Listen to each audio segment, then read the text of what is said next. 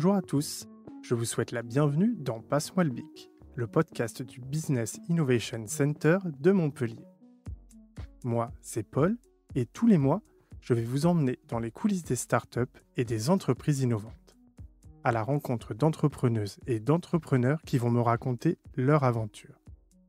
Ils partageront avec vous leurs challenges, leurs difficultés, leurs plus gros défis, mais aussi les secrets qui ont fait décoller leur entreprise. Mon objectif ? Tordre le cou aux préjugés qui planent au-dessus de la Startup Nation et tenter de vous donner les principales clés pour réussir votre projet. Bonne écoute. On ne naît pas entrepreneur, je pense. Ça va être la licorne, si possible. Au tout départ, je voulais me débrouiller tout seul. Dans le fond de ma tête, l'objectif c'était 1 million d'euros. C'est ce qu'on appelle l'effet de levier.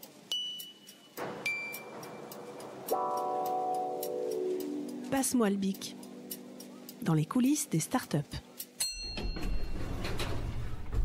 Devenir manager, ça ne s'invente pas, mais ça peut s'apprendre. À l'école bien sûr, mais aussi parfois sur le terrain, comme c'est le cas de nombreux fondateurs de startups. Dans les entreprises innovantes comme ailleurs, un bon management est la base pour avancer dans la bonne direction, optimiser les résultats et favoriser le bien-être de ses collaborateurs. L'esprit startup est réputé plus innovant, plus agile et plus collaboratif. Dans ce contexte, le management se voudrait plus flexible et plus convivial que celui d'une grande entreprise. Mais qu'en est-il dans la réalité ?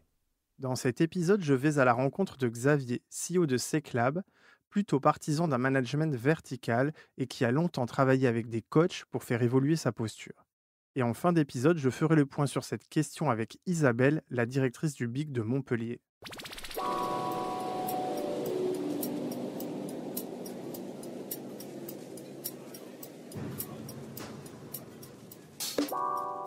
Je m'appelle Xavier. Je suis entrepreneur depuis un petit peu plus de 20 ans dans le domaine de la cybersécurité. Et puis, j'ai monté donc 3 sociétés. Aujourd'hui, je dirige SecLab, qui est la 3e. Donc, je suis plutôt d'abord un inventeur dans le domaine de la cybersécurité, avant même d'être un entrepreneur. Voilà. Alors moi, le commerce, ça a été parce que justement, du point de vue des soft skills, c'est quelque chose qui m'est assez naturel.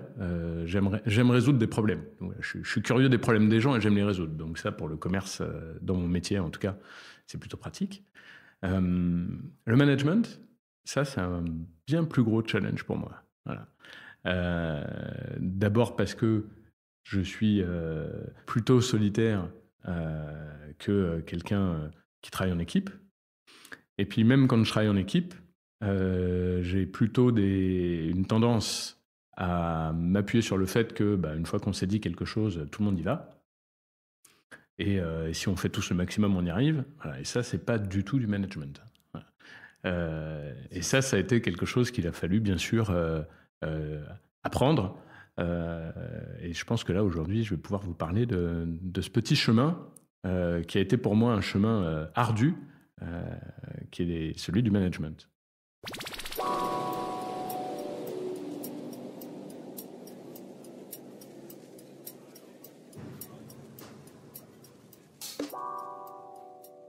Ce que j'ai découvert alors tôt, durant en tout cas ma première expérience d'entrepreneur, c'est que d'abord j'ai vu qu'il y avait un problème. Voilà. Je ne me suis pas levé un matin en me disant je ne suis pas un bon manager. Comme tout le monde, je crois que je suis bon en tout. Donc par définition, j'étais un bon manager. J'avais assimilé le fait qu'on fasse un travail intéressant dans une bonne ambiance au fait que j'étais un bon manager. Voilà. Et ça a été difficile de découvrir qu'en fait, il y avait des problèmes. Quand il y a un départ dans une équipe, peut-être un deuxième départ, quand on voit que finalement, l'ambiance de travail est très fluctuante, et puis même les résultats étaient fluctuants. C'est quelque chose qui n'était pas évident à l'époque. Bon, maintenant, j'ai un petit peu plus l'habitude, c'est de voir ce qui est dans l'angle mort. C'est-à-dire le sujet dans lequel on n'est pas bon, mais on ne le sait pas. Dans ma toute première société, pendant presque 1 an, tout allait bien. C'est-à-dire que quand je dis tout allait bien, c'est quels sont les indicateurs ? que j'avais, on arrivait à recruter des gens, l'équipe se constituait et les gens étaient motivés, une bonne ambiance de travail. Moi, j'allais voir les clients qui étaient eux-mêmes très contents, donc c'était un petit peu idyllique. Voilà. Alors plus tard, j'ai compris que ça, c'était une phase de création et de mise en place, dans laquelle je suis plutôt naturellement bon. Et la suite, c'est une phase de stabilisation. À l'époque, j'ai pas compris ce qui se passait. Donc le collectif, notre équipe, était moins performante. Ça nous est arrivé d'avoir du retard sur des livraisons de produits. Et puis l'ambiance pouvait parfois être un petit peu dégradée. Je remarquais que des gens pouvaient, je dirais, se faire la tête peut-être entre eux quelques jours, ce qui n'arrivait pas avant. Et là, je me suis dit, ça ne va pas. Qu'est-ce que j'ai raté ? Qu'est-ce que j'ai pas vu ? Qu'est-ce qui marche pas autour de moi et que j'ai pas vu, voilà.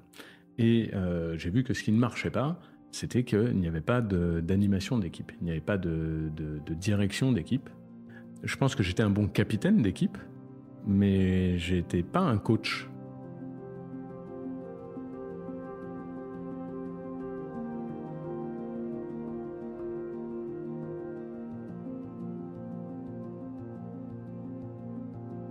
Ça fait plus de 10 ans que je travaille avec des coachs, mais ce travail avec des coachs qui est fabuleux, pour évoluer soi-même, se découvrir et puis à la fin, professionnellement, savoir quoi faire pour que la société avance. À l'époque, je l'ai plutôt mal vécu, l'arrivée de cette personne. Alors fort heureusement pour moi, c'est un coach fabuleux. Alors j'ai plutôt rencontré que des coachs assez exceptionnels. En une demi-heure de discussion, j'avais déjà compris que ça allait m'aider et que le sujet n'était pas que je ne savais pas travailler. Le sujet était que justement, j'allais découvrir quelque chose qui était dans mon angle mort et que j'allais pouvoir avoir l'opportunité de le résoudre et de travailler là-dessus. J'étais prêt à admettre que je n'étais pas un excellent manager. J'ai découvert que voilà, en fait, je n'étais pas un manager. Voilà. Donc il a fallu que l'on m'explique et qu'on me démontre finalement ce que devrait être le management avec des exemples. Et puis finalement aussi en m'observant, de pointer du doigt des endroits où non seulement j'étais pas un manager, mais où j'étais même contre-performant. Alors je travaille beaucoup, c'est vrai, je travaille beaucoup et de façon très intense. Donc j'ai découvert par exemple que ça pouvait mettre mal à l'aise des gens dans mon équipe. Je ne me rendais pas compte, tout simplement, que par un effet de bord, je pouvais générer du stress ou de l'angoisse. Et ça, il y a eu un exemple amusant où justement j'étais avec ce coach qui était, on pourrait dire, derrière mon épaule. Et j'avais une séance de travail avec lui, c'était un vendredi après-midi. Et au moment de partir, alors il est peut-être 17h30, voilà, je fais le tour de la société. Et je vois une personne de mon équipe qui est vraiment concentrée sur son écran, la tête dans le guidon. Et donc je lui dis, tu penses que tu vas bientôt terminer ? Il dit, je sais pas, je vais peut-être rester tard, etc. Et là, moi, je lui dis, écoute, il n'y a pas d'urgence à ce que ce soit terminé aujourd'hui, du point de vue de la livraison. Moi, je te conseille de partir en week-end. Lundi, tu viens avec les idées fraîches. Et puis, si tu veux, je vais regarder avec toi pour te donner un coup de main. Puis quand on sort dans l'ascenseur, mon coach, qui évidemment n'avait pas arrêté sa mission, m'a dit, là, tu vois, je pense qu'on est exactement sur quelque chose que tu fais naturellement et qui est très maladroit. Donc là où toi, je te connais, ton sujet, c'était vraiment de lui dire, mais va te reposer, ça ira mieux lundi, et si tu n'y arrives pas, on va le faire ensemble, on est une équipe. Là où il y a une maladresse, c'est que il y a 50% de chances que le message qu'il ait reçu, c'est ce que tu fais, c'est pas critique. Tu te fixes des objectifs qui servent à rien, puisqu'on n'a pas besoin de le finir ce soir. Et puis, comme j'ai pas confiance, je vais venir faire ton boulot à ta place. Voilà. Alors là, je suis tombé des nues. Je suis tombé des nues parce que là où je pensais justement, ma croyance d'être un bon manager reposait sur le fait que j'étais empathique et que je m'intéressais aux gens. Je me suis dit, waouh, en fait, là, il y a vraiment un sujet qui est que c'est pas une relation naturelle. On n'est pas, quand on est le dirigeant d'entreprise, on n'est pas dans une relation horizontale avec les gens de son équipe. Quand eux me voient rentrer dans la boîte, à ce même moment, c'est le patron qui rentre dans la société. Et de fait, tout ce que je vais dire va être perçu au travers de ce filtre. Et c'est là où, au final, c'est en comprenant, enfin à mon niveau, c'est en comprenant ce mécanisme que j'ai compris qu'il allait falloir apprendre des techniques de management, de prendre des habitudes de langage. Je savais que c'était un point à travailler et j'en étais même arrivé à la conclusion que j'allais certes progresser, mais j'allais surtout recruter quelqu'un sur qui m'appuyer pour ces sujets-là, de sorte à moi-même ne pas être, entre guillemets, trop en contact avec les équipes.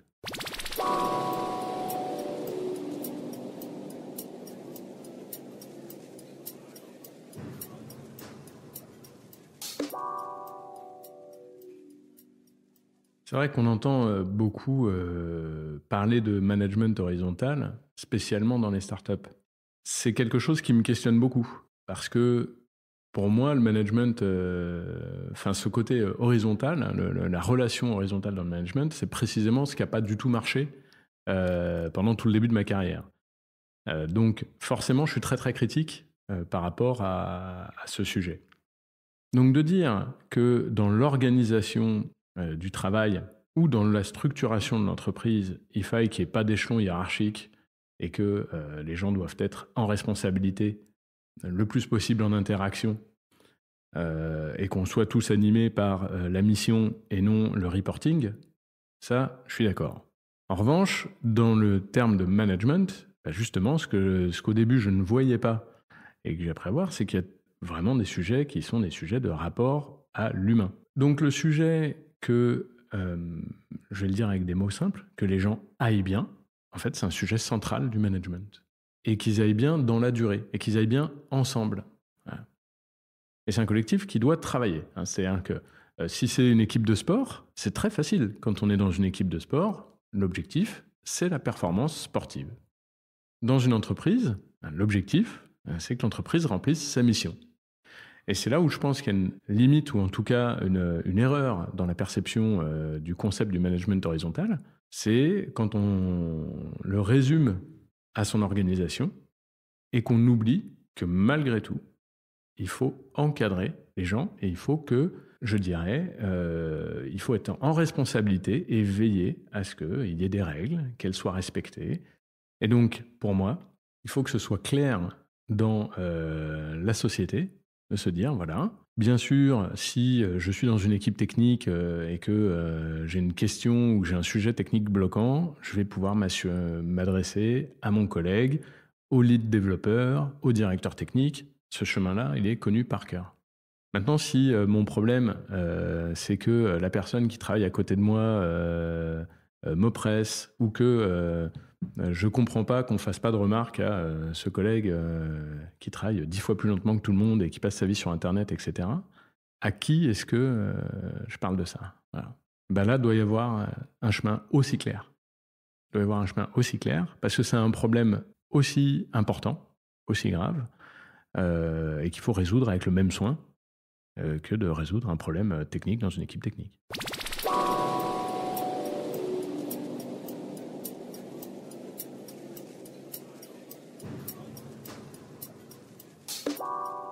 Isabelle, je te remercie de m'accueillir au BIC de la métropole de Montpellier.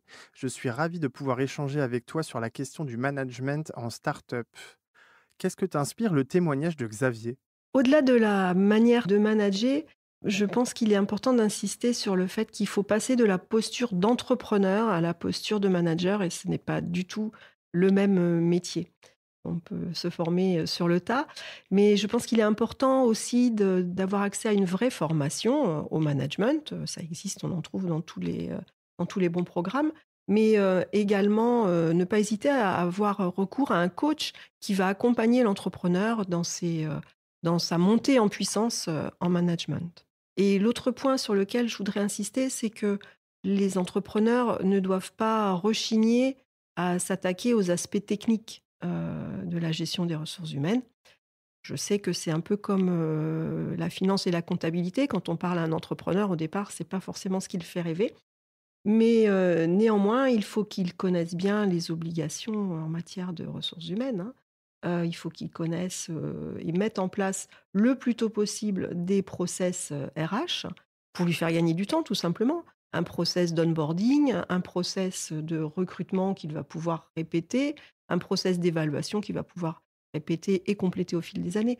Donc, ne pas hésiter à mettre en place des process dès le départ qui vont être perfectibles, mais au moins qui seront installés et sacralisés au sein de la société. Je te remercie pour ces conseils très précis et très concrets qui vont sûrement aider nos futurs entrepreneurs et managers à se lancer dans l'aventure.